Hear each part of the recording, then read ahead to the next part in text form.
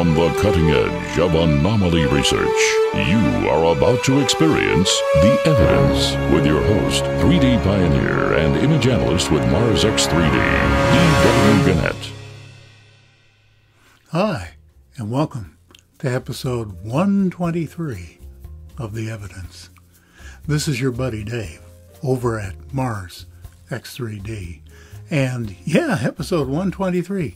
X3D viewing, easy as 1, 2, 3, link below. Check it out if you're new to the channel. Otherwise, this stuff won't make any sense. Hey, we got some cool stuff. There have been some terrific finds this past week. We have some classics from Thomas Mikey Schroeder Jensen. Whew. You know, I just call him TJ because it's hard for me to put that name together. Anyway, a classic find from TJ, some classic finds from Rami, a couple of new things, a nice selection. And we hope that you'll consider joining our Proud Weirdos First Class. And it's okay if you don't, we love you anyway. But we do have a growing number who are helping to support this channel and keep it ad-free. We appreciate each and every one of you, no matter what, and hope you'll share the videos and maybe even give us a like on the way out. Anyway, let's dive right in, okay? You're looking at Itokawa, a near-Earth asteroid, and Japan had imaged this in 2005 with their Hayabusa rover, which was the first to go out to the asteroid's land, collect a sample, and return. Take a good look at this because I'm going to show you another image taken a few days later. Notice the hitchhiker over on the left? This was imaged from about 5 miles away, and Itokawa itself is about a mile long. So this is a really big object, and it's sitting there. It looks like it has legs on it. And it's a perfect sphere. Hey, we've got to zoom in on this, right? Subsequent analysis of the samples that were returned to Earth showed that Itokawa was loaded with water and organic compounds. Now, take a look at this sphere. If you look on the left side, it's hard to see, but it almost has a kind of a Death Star dish on the left side. And if you look on the right side, there's also a couple of perfect circles on its surface. So what does this remind you of? For those of you who said, Sputnik, you win an all-expense weekend with me or a 10-pound ham. Let me recommend the ham. The point is, this object, was it picking up water and organic molecules for its maybe food synthesizers? The point is also that this object disappeared in subsequent images. Here's a little bit of eye candy from elite researcher Rami Bar Ilan. He found this last year in a mast cam image from Curiosity 692, and as you let your eyes relax into whatever this is, you'll notice those purple squiggles at the bottom.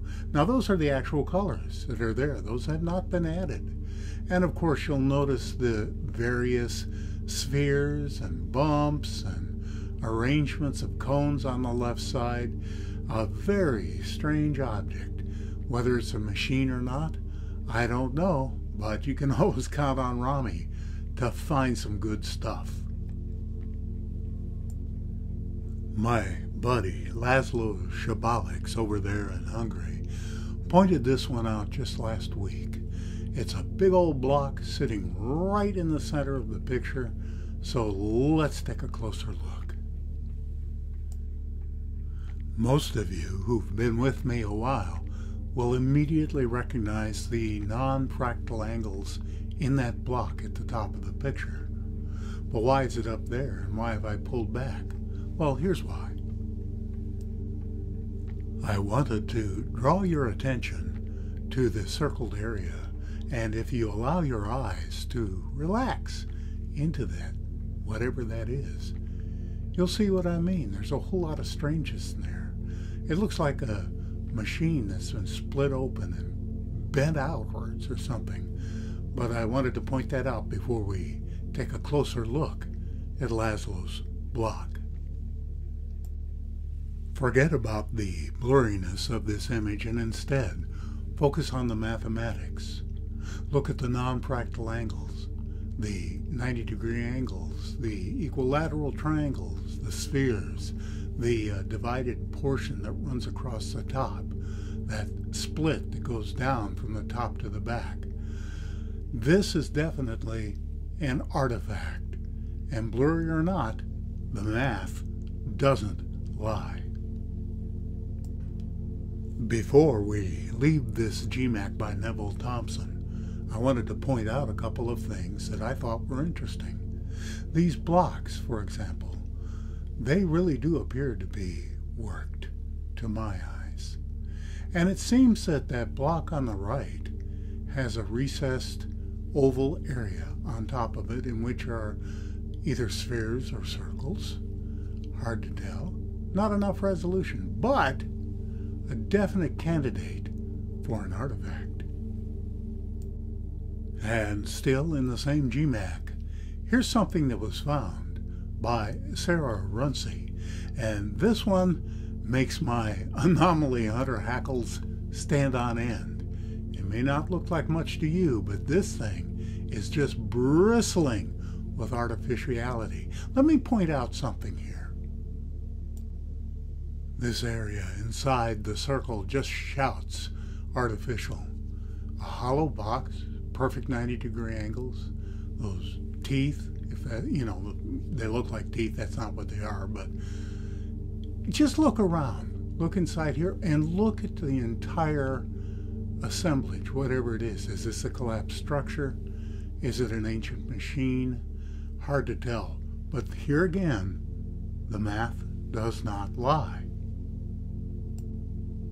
My friend, Thomas Mikey Schroeder Jensen, or TJ, as I like to call him, is a world-class anomaly hunter who has been in the fight, so to speak, since the very beginning. And this one is no exception. This is from Curiosity 120, way back at the beginning of that mission. And while others claim this particular anomaly, as far as I know, TJ is the first one to point out this famous classic cube. Isn't that beautiful? An absolutely flawless cube surrounded by all kinds of anomalies. We're going to take a closer look in just a moment, but I just wanted to point a couple things out first. Namely, these three items the arrows are pointing out to you. All of them anomalous, and I would say the first and the third one are definite artifacts. And of course there are more in the image, but you got to keep your eye moving and keep looking and see what might be there. Anyway, enough of that. Let's zoom in. Now, we have found a literal ton of cubes on Mars in the last 15-20 years. But in my way of thinking, this is still the very best cube I've ever seen. TJ has made other very notable classic finds as well. I urge you to check out his channel, which will be linked below, SpaceLink TV, and see what he has, because it's worth a look. Here's another find that Rami Bar-Ilan made last summer.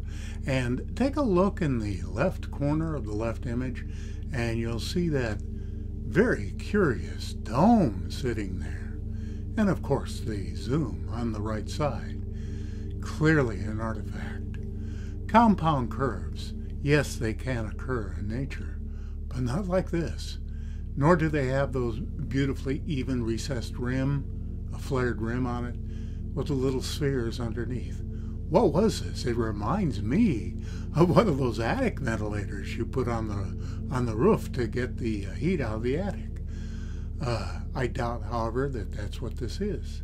But another wonderful find by Rami. Here's something I wanted to point out from a beautiful GMAC of 3361 by my friend Neil Spence. It's that big old block of Martian bluestone right there inside the yellow target. What kind of mineral is Martian bluestone? I have no idea. Maybe one of you knows and can let me know. You know, I just don't have the time to chase it down, but, you know, I'm pretty well convinced that decades from now, we'll be finding all kinds of jewelry and personal wear adornments made out of Martian bluestone for sale here on Earth. Anyway, there are a number of things here I wanted to point out to you. That arrow is pointing at a radiused, almost a gear-like feature inside the boulder, and also a piece that comes straight down that looks unusually regular. Now, just how does a boulder break to create that? Then we have this other interesting feature. It almost looks like a control panel. I'm not saying that's what it is, but those, you know, that rectangular area with knobs inside of it, what is that all about? And again, how does a boulder break in order to create this kind of feature? In fact, this entire section of the boulder is loaded with anomalous features, non-fractal angles. Now, taken all together, this is not enough to declare this an artifact. But again, it is an artifact candidate. And by the way, I may begin doing classification indications for the things that we find. If that would be helpful, I don't know, but it kind of helps to sort things out. Researcher San Kotvix found this one in a GMAC by Nev T of Percy 383. It's inside the green target, and I would say very conservatively, whatever it is at least 2 to 3 feet tall. So once again, is this Martian bluestone? It must be highly polished. We see the sunlight glinting off of it in 2 places. And of course, then there are those markings, a square shape with a sphere in the corner and a circle dead center. We need to get closer. Some will say, oh, it's obviously a flying saucer that's crashed nose first into the sand. Well, we don't know that. All we know is that it has these markings, it has an apparent polished surface, and it appears to be artificial. There are a couple other things I wanted to point out in this GMAC as long as we're here. This one's at the breakup point, so we can't get any closer, but it really looks like a collapsed structure to me. And we have this nicely formed building block that's full of 90-degree angles, a nicely radiused edge. And you know, as Percy makes its drive through Jezero crater, it's become obvious that we're seeing the scattered remains of crushed and broken buildings. There are so many blocks and cubes and other items that it almost could become boring a little bit to point them out, but this one was so nice, thought I'd share it with you. And we'll wrap things up today with something I found back in 217 out of Curiosity 1448. And Rami liked it so much that he processed it himself, and he did credit me down there at the bottom. I appreciate that, Rami. Thank you. But what's interesting to me in 3D is that there appears to be a rectangular white building on top of the pyramid. And then there's that very obvious triangular portion with what could be steps going in, more likely ranks of stone. But again, one of the very, very many pyramids we have discovered on Mars. Well, thanks for spending a little time here today. And you know what, boys and girls, that would really be helpful if you shared this channel with your friends or skeptics or really just anybody. Share it on Facebook. Share it wherever you do your social interacting. I'd like to grow this channel enough so that this evidence is getting in front of other people's eyes. But I appreciate each and every one of you for your dedication and your interest. To all you proud weirdos out there, you know who you are. Stay safe and stay weird.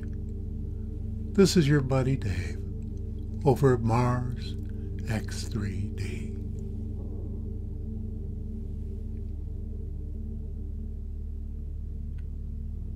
Be well.